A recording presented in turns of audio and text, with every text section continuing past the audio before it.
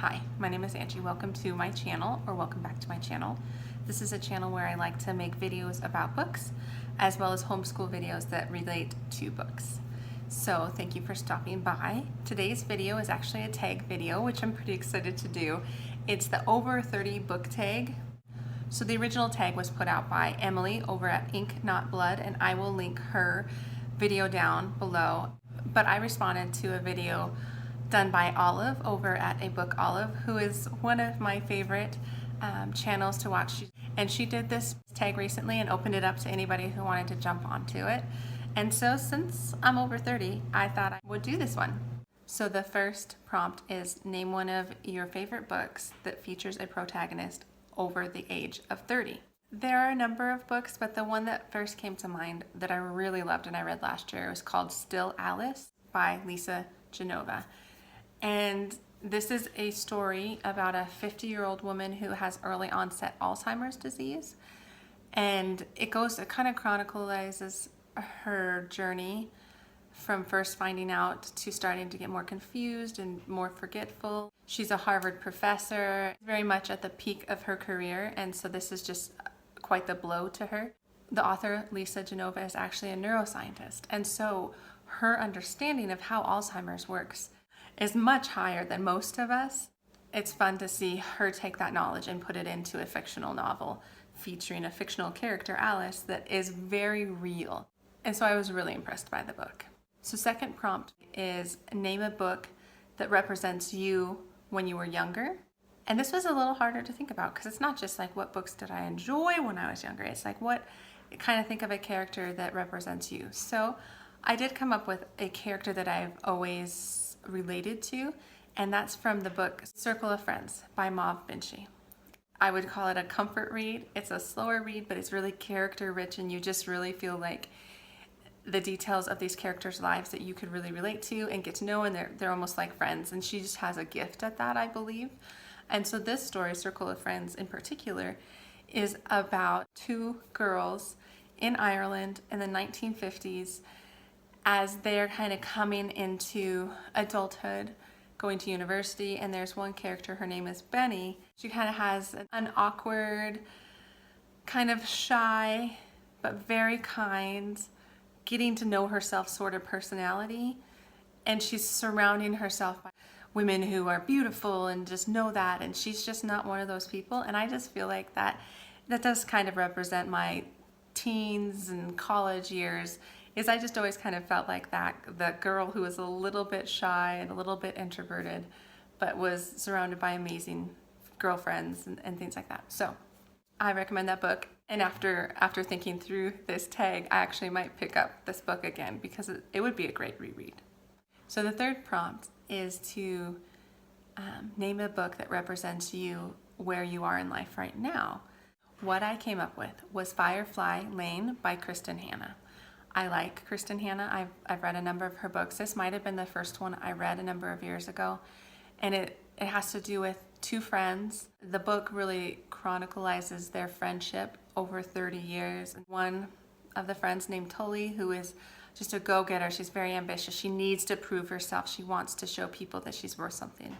And then there's Kate, who wants to achieve things, but is drawn more to being content with family and marriage and children, and just that juxtaposition of the two friends is very interesting. And I really do relate more to Kate, as she has a family and a husband, and I mean, obviously it's a book, so she has a lot more going on than just that, but those are the parts I relate to, is her as a mom, becoming a mom, struggling with early motherhood, really just loving where she's at and finding contentment in motherhood. And so I just really related to her on that. Also, she has a pair of twins, and so I don't know, that I didn't relate to it then, but it kind of popped to my mind when I was brainstorming books that reminded me of myself now. Okay.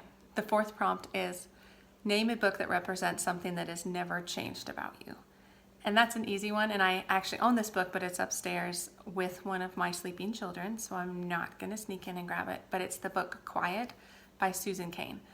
I love this book. I was recommended this book by a friend, and it is just it's a lovely book. It's a nonfiction book that talks about introvertedness. It talks about the characteristics of introvertedness, learning more about yourself, also learning how to thrive within that personality type and honor it and all of those things. So it's always been just a really good book, and it's been true of me early on. It's true of me now. So it's definitely been a consistent representation of me in book form.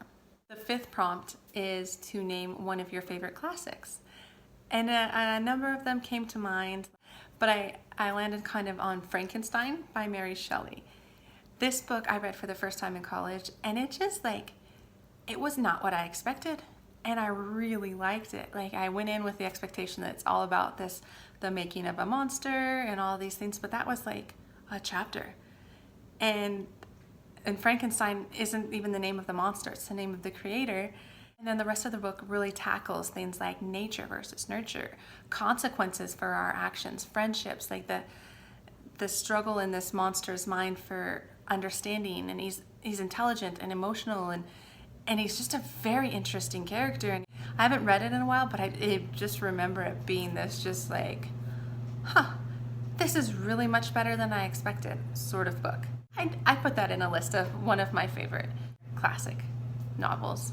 Okay, so the last prompt is to name a book you like or would like to read that was published in the year of your birth. I was born in 1982, so I dug around and looked through the book lists, and this one popped up, which I was super excited about. This book is called the Readaloud Handbook.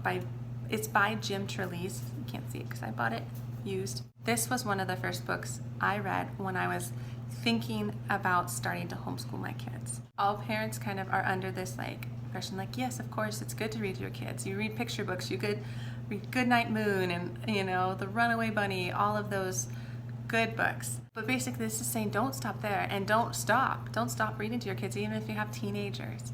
The power of being read to is just bigger than you could imagine. You're building their vocabulary, you're building their ability to work through conflict and problems. Like if they read a book about a certain struggle, then they get to process it mentally. If they do encounter that struggle later in life, they've already kind of processed it through characters that they love, through stories that were read to them. And so there's a lot of power in it. And I've read a number of books since then about reading aloud, but this was the first one. So that was the over 30 book tag. And I thought it was really fun. It was fun to think back and try and find characters that represent me or that I really related to.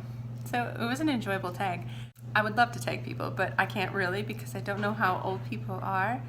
But if you are over the age of 30 and you haven't done this tag, you should. It's really fun.